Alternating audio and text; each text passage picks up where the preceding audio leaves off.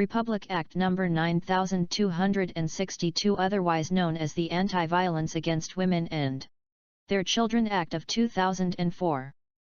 Enacted in 2004, RA 9262 is a landmark legislation that defines and criminalizes acts of violence against women and their children, VAWC, perpetrated by women's intimate partners, i.e., husband, former husband, or any person who has or had a sexual or dating relationship, or with whom the woman has a common child, or against her child whether legitimate or illegitimate, within or without the family abode, which result in or is likely to result in, inter alia, economic abuse.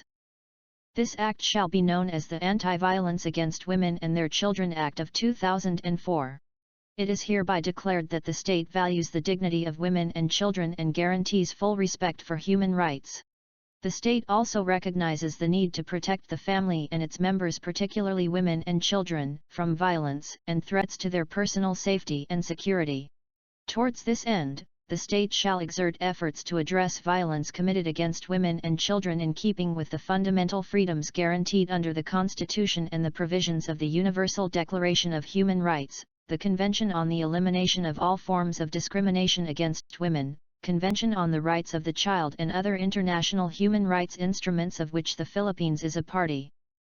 Violence against women and their children refers to any act or a series of acts committed by any person against a woman who is his wife, former wife, or against a woman with whom the person has or had a sexual or dating relationship, or with whom he has a common child, or against her child whether legitimate or illegitimate, within or without the family abode, which result in or is likely to result in physical, sexual, psychological harm or suffering, or economic abuse, including threats of such acts, battery, assault, coercion, harassment, or arbitrary deprivation of liberty.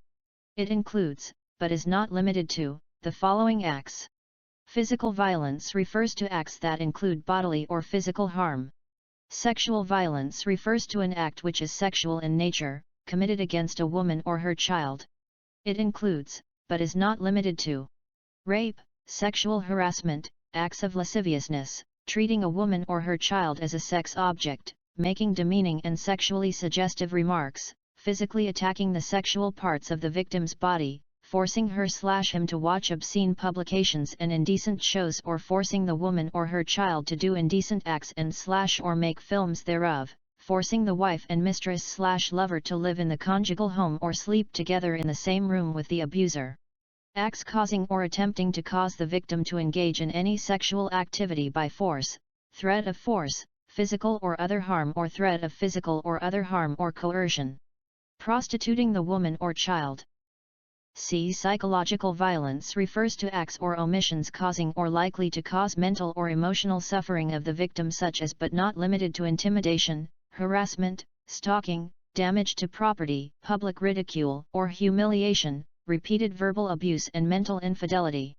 It includes causing or allowing the victim to witness the physical, sexual, or psychological abuse of a member of the family to which the victim belongs, or to witness pornography in any form, or to witness abusive injury to pets, or to unlawful or unwanted deprivation of the right to custody and/or visitation of common children. D. Economic abuse refers to acts that make or attempt to make a woman financially dependent, which includes, but is not limited to, the following: withdrawal of financial support or preventing the victim from engaging in any legitimate profession, occupation, business, or activity, except in cases wherein the other spouse/partner objects on valid, serious, and moral grounds as defined in Article 73 of the Family Code. Deprivation or threat of deprivation of financial resources and the right to the use and enjoyment of the conjugal, community, or property owned in common. Destroying household property. Controlling the victim's own money or properties, or solely controlling the conjugal money or properties. Battery refers to an act of inflicting physical harm upon the woman or her child resulting to the physical and psychological or emotional distress. Battered woman syndrome refers to a scientifically defined pattern of psychological and behavioral symptoms found in women living in battering relationships as a result of cumulative abuse. Stalking refers to an intentional act committed by a person who, knowingly and without lawful justification, follows the woman or her child, or places the woman or her child under surveillance directly or indirectly, or a combination thereof. Dating relationship refers to a situation wherein the parties live as husband and wife without the benefit of marriage or are romantically involved over time and on a continuing basis during the course of the relationship. A casual acquaintance or ordinary socialization between two individuals in a business or social context is not a dating relationship. Sexual relations refers to a single sexual act which may or may not result in the bearing of a common child. Battery refers to an act of inflicting physical harm upon the woman or her child resulting to the physical and psychological or emotional distress. Battered woman syndrome refers to a scientifically defined pattern of psychological and behavioral symptoms found in women living in battering relationships as a result of cumulative abuse. Stalking refers to an intentional act committed by a person who, knowingly and without lawful justification, follows the woman or her child or places the woman or her child under surveillance directly or indirectly or a combination thereof. Dating relationship refers to a situation wherein the parties live as husband and wife without the benefit of marriage or are romantically involved over time and on a continuing basis during the course of the relationship. A casual acquaintance or ordinary socialization between two individuals in a business or social context is not a dating relationship. Sexual relations refers to a single sexual act which may or may not result in the bearing of a common child. Section 6. Penalties. The crime of violence against women and their children, under Section 5 hereof, shall be punished according to the following rules. Acts falling under Section 5, a, i.e., a. causing physical harm to the woman or her child, constituting attempted, frustrated, or consummated parricide or murder or homicide shall be punished in accordance with the provisions of the Revised Penal Code. If these acts resulted in mutilation, it shall be punishable in accordance with the Revised Penal Code. Those constituting serious physical injuries shall have the penalty of prison mayor, those constituting less serious physical injuries shall be punished by prison correctional, and those constituting slight physical injuries shall be punished by arresto mayor.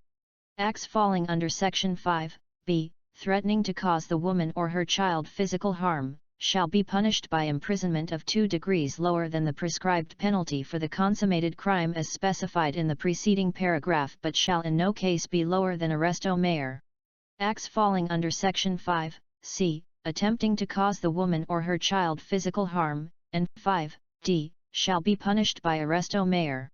Acts falling under Section 5, e, attempting or compelling a woman, shall be punished by prison correctional.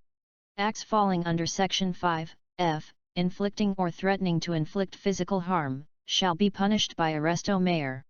Acts falling under Section 5, g, engage in any sexual activity, shall be punished by prison mayor. Acts falling under Section 5, h, dash, engaging in purposeful, knowing, or reckless conduct, and Section 5, I, causing mental or emotional anguish, public ridicule, shall be punished by prison mayor. If the acts are committed while the woman or child is pregnant or committed in the presence of her child, the penalty to be applied shall be the maximum period of penalty prescribed in the section. In addition to imprisonment, the perpetrator shall, a, pay a fine in the amount of not less than 100,000 pesos, p 100,000.00, but not more than 300,000 pesos, 300,000.00, b, undergo mandatory psychological counseling or psychiatric treatment and shall report compliance to the court. Section 7. Venue. The regional trial court designated as a family court shall have original and exclusive jurisdiction over cases of violence against women and their children under this law. In the absence of such court in the place where the offence was committed, the case shall be filed in the regional trial court where the crime or any of its elements was committed, at the option of the compliant. Section 8. Protection orders. A protection order is an order issued under this Act for the purpose of preventing further acts of violence against a woman or her child specified in Section 5 of this Act and granting other necessary relief.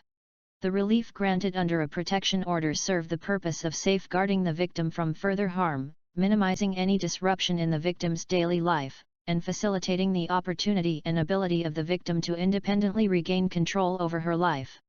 The provisions of the protection order shall be enforced by law enforcement agencies.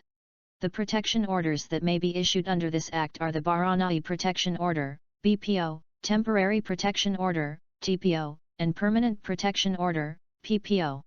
The protection orders that may be issued under this Act shall include any, some, or all of the following reliefs. Prohibition of the respondent from threatening to commit or committing, personally or through another, any of the acts mentioned in Section 5 of this Act. Prohibition of the respondent from harassing, annoying, telephoning, contacting or otherwise communicating with the petitioner, directly or indirectly. Removal and exclusion of the respondent from the residence of the petitioner, regardless of ownership of the residence, either temporarily for the purpose of protecting the petitioner, or permanently where no property rights are violated, and if respondent must remove personal effects from the residence, the court shall direct a law enforcement agent to accompany the respondent has gathered his things and escort respondent from the residence. Directing the respondent to stay away from petitioner and designated family or household member at a distance specified by the court, and to stay away from the residence, school, place of employment, or any specified place frequented by the petitioner and any designated family or household member. Directing lawful possession and use by petitioner of an automobile and other essential personal effects, regardless of ownership, and directing the appropriate law enforcement officer to accompany the petitioner to the residence of the parties to ensure that the petitioner is safely restored to the possession of the automobile and other essential personal effects, or to supervise the petitioner's or respondent's removal of personal belongings. Granting a temporary or permanent custody of a child/children to the petitioner. Directing the respondent to provide support to the woman and/or her child if entitled to legal support. Notwithstanding other laws to the contrary, the court shall order an appropriate percentage of the income or salary of the respondent to be withheld regularly by the respondent's employer for the same to be automatically remitted directly to the woman.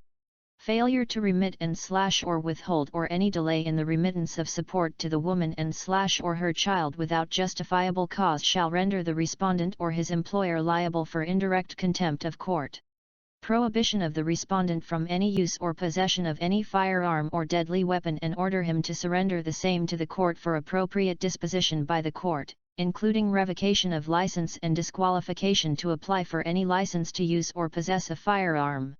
If the offender is a law enforcement agent, the court shall order the offender to surrender his firearm and shall direct the appropriate authority to investigate on the offender and take appropriate action on matter. Restitution for actual damages caused by the violence inflicted, including, but not limited to, property damage, medical expenses, child care expenses and loss of income. Directing the DSWD or any appropriate agency to provide petitioner may need, and provision of such other forms of relief as the court deems necessary to protect and provide for the safety of the petitioner and any designated family or household member, provided petitioner and any designated family or household member consents to such relief. Any of the reliefs provided under this section shall be granted even in the absence of a decree of legal separation or annulment or declaration of absolute nullity of marriage. The issuance of a BPO or the pendency of an application for BPO shall not preclude a petitioner from applying for, or the court from granting a TPO or PPO. Section 9. Who may file petition for protection orders? A petition for protection order may be filed by any of the following: the offended party, parents or guardians of the offended party, ascendants, descendants or collateral relatives within the fourth civil degree of consanguinity or affinity, officers or social workers of the DSWD or social workers of local government units, LGUs, police officers, preferably those in charge of women and children's desks, Punang Baranai or Baranai Kagawad, lawyer, counselor, therapist or health care provider of the petitioner. At least two, concerned responsible citizens of the city or municipality where the violence against women and their children occurred and who has personal knowledge of the offence committed. Section 10. Where to apply for a protection order. Applications for BPOs shall follow the rules on venue under Section 409 of the Local Government Code of 1991 and its implementing rules and regulations. An application for a TPO or PPO may be filed in the Regional Trial Court, Metropolitan Trial Court, Municipal Trial Court, Municipal Circuit Trial Court with territorial jurisdiction over the place of residence of the petitioner, provided, however, that if a family court exists in the place of residence of the petitioner, the application shall be filed with that court. The application for a protection order must be in writing, signed and verified under oath by the applicant. It may be filed as an independent action or as incidental relief in any civil or criminal case the subject matter or issues thereof partakes of a violence as described in this Act. A standard protection order application form, written in English with translation to the major local languages, shall be made available to facilitate applications for protections order, and shall contain, among other, the following information: names and addresses of petitioner and respondent. Description of relationships between petitioner and respondent. A statement of the circumstances of the abuse. Description of the reliefs requested by petitioner as specified in Section 8 herein. Request for counsel and reasons for such. Request for waiver of application fees until hearing, and an attestation that there is no pending application for a protection order in another court. If the applicant is not the victim, the application must be accompanied by an affidavit of the applicant attesting to the circumstances of the abuse suffered by the victim and the circumstances of consent given by the victim for the filling of the application. When disclosure of the address of the victim will pose danger to her life, it shall be so stated in the application. In such a case, the applicant shall attest that the victim is residing in the municipality or city over which court has territorial jurisdiction, and shall provide a mailing address for purpose of service processing. An application for protection order filed with the court shall be considered an application for both a DPO and PPO. Barangay officials and court personnel shall assist applicants in the preparation of the application. Law enforcement agents shall also extend assistance in the application for protection orders in cases brought to their attention. All TPOs and PPOs issued under this Act shall be enforceable anywhere in the Philippines, and a violation thereof shall be punishable with a fine ranging from 5,000 pesos, P5,000.00, to 50,000 pesos, P50,000.00, and / or imprisonment of 6 months. Section 13. Legal representation of petitioners for protection order. If the woman or her child requests in the applications for a protection order for the appointment of counsel because of lack of economic means to hire a counsel depart, the court shall immediately direct the Public Attorney's Office, PAO, to represent the petitioner in the hearing on the application. If the PAO determines that the applicant can afford to hire the services of a counsel depart, it shall facilitate the legal representation of the petitioner by a counsel depart. The lack of access to family or conjugal resources by the applicant, such as when the same are controlled by the perpetrator, shall qualify the petitioner to legal representation by the PAO.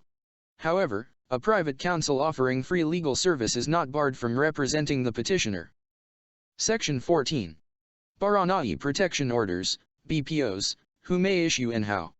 Barangay Protection Orders, BPOs, refer to the protection order issued by the punang barangay ordering the perpetrator to desist from committing acts under Section 5A and B of this Act. A punang barangay who receives applications for a BPO shall issue the protection order to the applicant on the date of filing after ex parte determination of the basis of the application.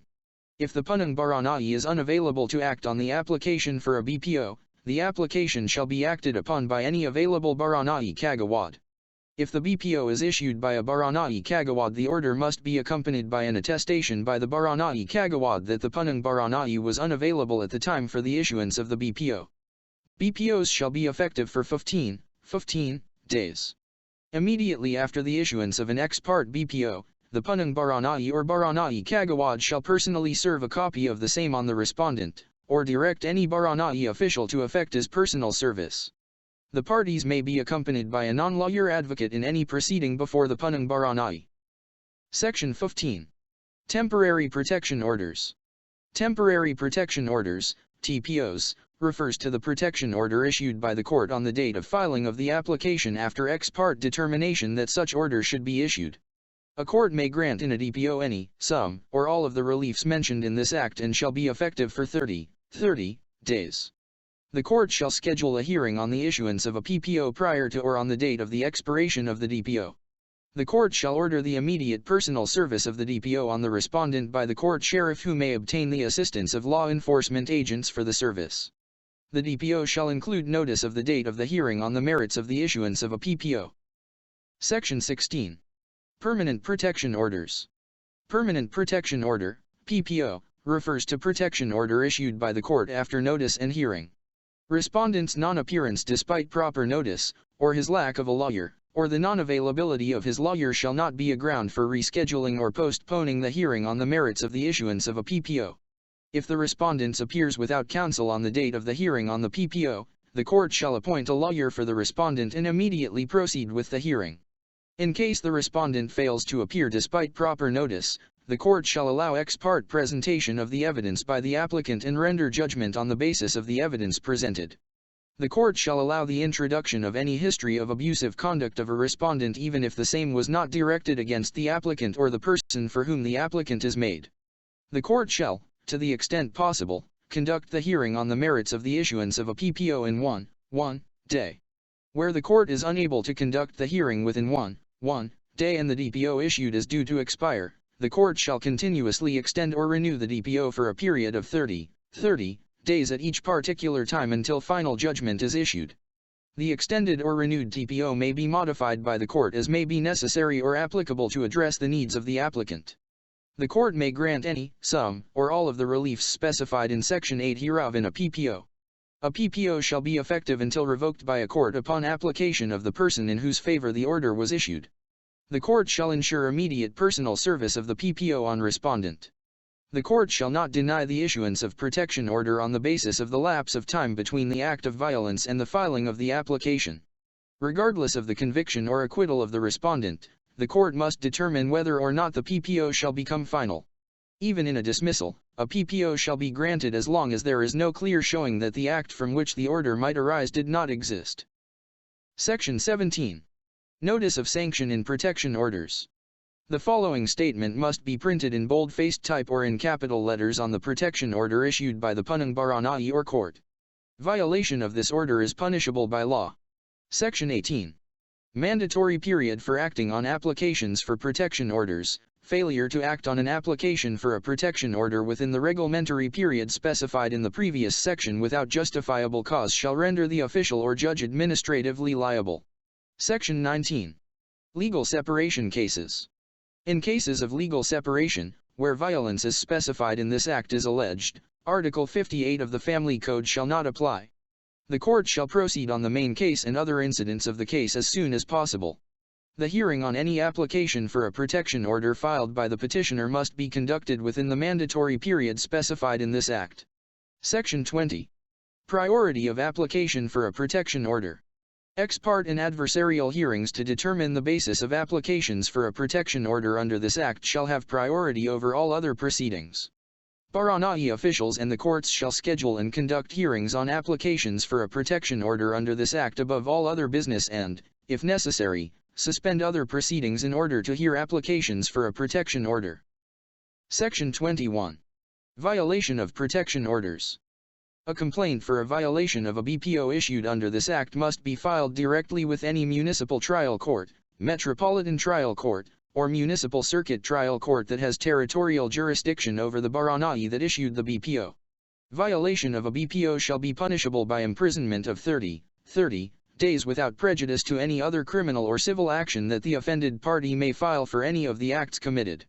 A judgment of violation of a BPO may be appealed according to the rules of court.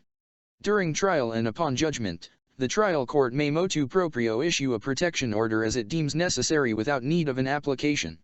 Violation of any provision of a DPO or PPO issued under this Act shall constitute contempt of court punishable under Rule 71 of the Rules of Court, without prejudice to any other criminal or civil action that the offended party may file for any of the acts committed. Section 22. Applicability of protection orders to criminal cases. The foregoing provisions on protection orders shall be applicable and impliedly instituted with the criminal actions involving violence against women and their children. Section 23. Bond to keep the peace.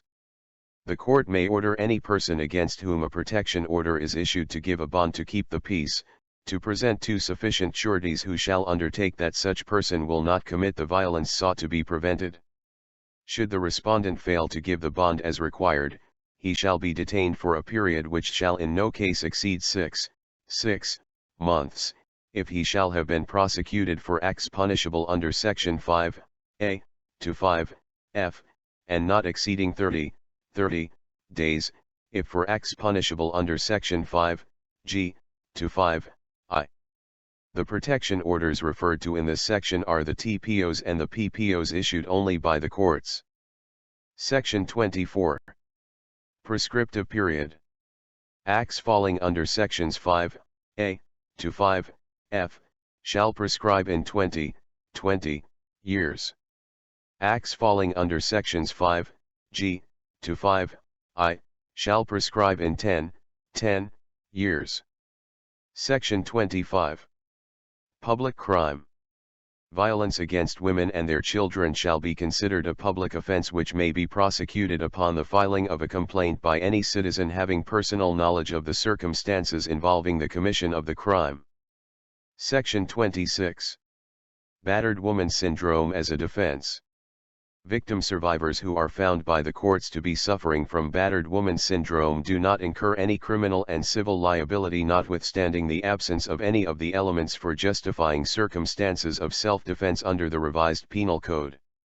In the determination of the state of mind of the woman who was suffering from battered woman syndrome at the time of the commission of the crime, the courts shall be assisted by expert psychiatrists/psychologists.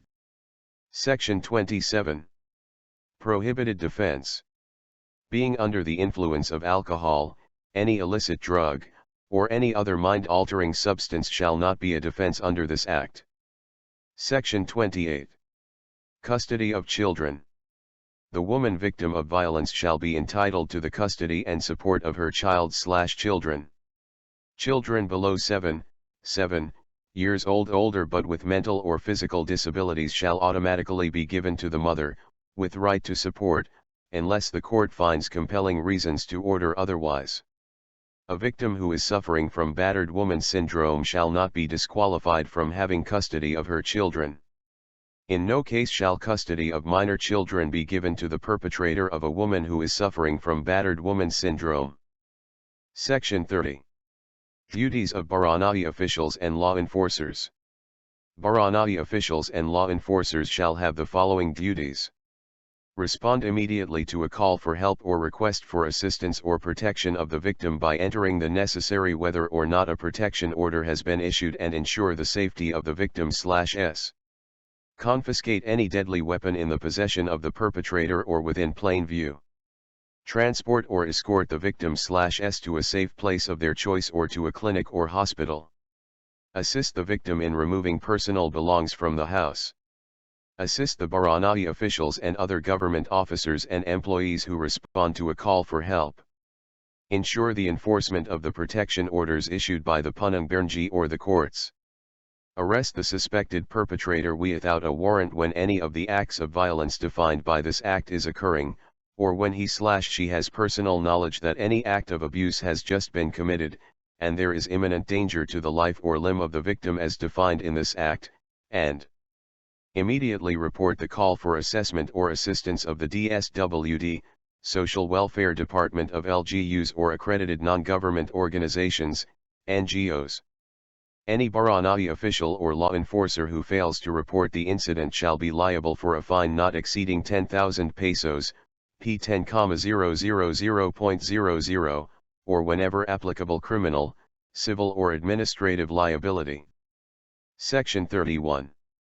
Healthcare provider response to abuse.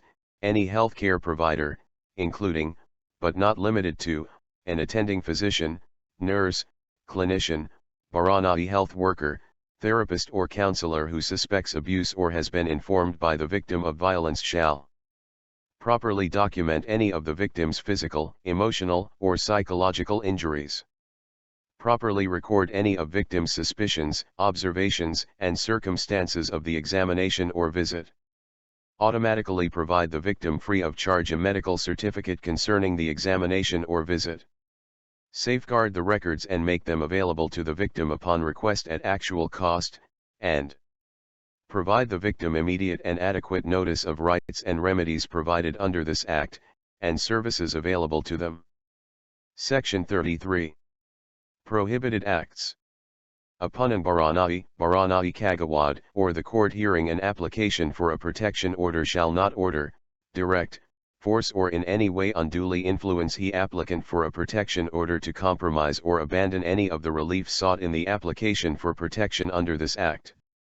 Section 7 of the Family Courts Act of 1997 and Sections 410, 411, 412 and 413 of the Local Government Code of 1991 shall not apply in proceedings where relief is sought under this Act.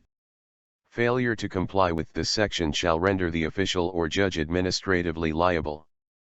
Section 34. Persons intervening exempt from liability. In every case of violence against women and their children as herein defined, any person, private individual or police authority or barangay official who, acting in accordance with law, responds or intervenes without using violence or restraint greater than necessary to ensure the safety of the victim, shall not be liable for any criminal, civil, or administrative liability resulting therefrom. Section 35. Rights of victims. In addition to their rights under existing laws, victims of violence against women and their children shall have the following rights: to be treated with respect and dignity, to avail of legal assistance from the POW of the Department of Justice, DOJ, or any public legal assistance office, to be entitled to support services from the DSWD and LGUs, to be entitled to all legal remedies and support as provided for under the Family Code, and to be informed of their rights and the services available to them, including their right to apply for a protection order. Section 36. Damages. Any victim of violence under this Act shall be entitled to actual, compensatory, moral, and exemplary damages. Section 37. Hold departure order. The court shall expedite the process of issuance of a hold departure order in cases prosecuted under this Act. Rights given to the victim of VAWC. Section 38. Exemption from payment of docket fee and other expenses. If the victim is an indigent or there is an immediate necessity due to imminent danger or threat of danger to act on an application for a protection order, the court shall accept the application without payment of the filing fee and other fees and of transcript of stenographic notes. Section 40. Mandatory programs and services for victims. The DSWD and LGUs shall provide the victims temporary shelters, provide counseling, psychosocial services, and/or recovery, rehabilitation programs and livelihood assistance. The DOE shall provide medical assistance to victims. Section 41. Counseling and treatment of offenders. The DSWD shall provide rehabilitative counseling and treatment to perpetrators towards learning constructive ways of coping with anger and emotional outbursts and reforming their ways. When necessary, the offender shall be ordered by the court to submit to psychiatric treatment or confinement. Rights given to victims. Section 43. Entitled to leave. Victims under this Act shall be entitled to take a paid leave of absence up to 10 days in addition to other paid leaves under the Labor Code and Civil Service Rules and Regulations, extendable when the necessity arises as specified in the protection order. Any employer who shall prejudice the right of the person under this section shall be penalized in accordance with the provisions of the Labor Code and Civil Service Rules and Regulations. Likewise, an employer who shall prejudice any person for assisting a co-employee who is a victim under this Act shall likewise be liable for discrimination. Section 44. Confidentiality. All records pertaining to cases of violence against women and their children, including those in the barangay, shall be confidential, and all public officers and employees and public or private clinics to hospitals shall respect the right to privacy of the victim. Whoever publishes or causes to be published, in any format, the name, address, telephone number, school, business address, employer, or other identifying information of a victim or an immediate family member, without the latter's consent, shall be liable to the contempt power of the court. Any person who violates this provision shall suffer the penalty of 1 year imprisonment and a fine of not more than 500,000 pesos, P 500,000.00.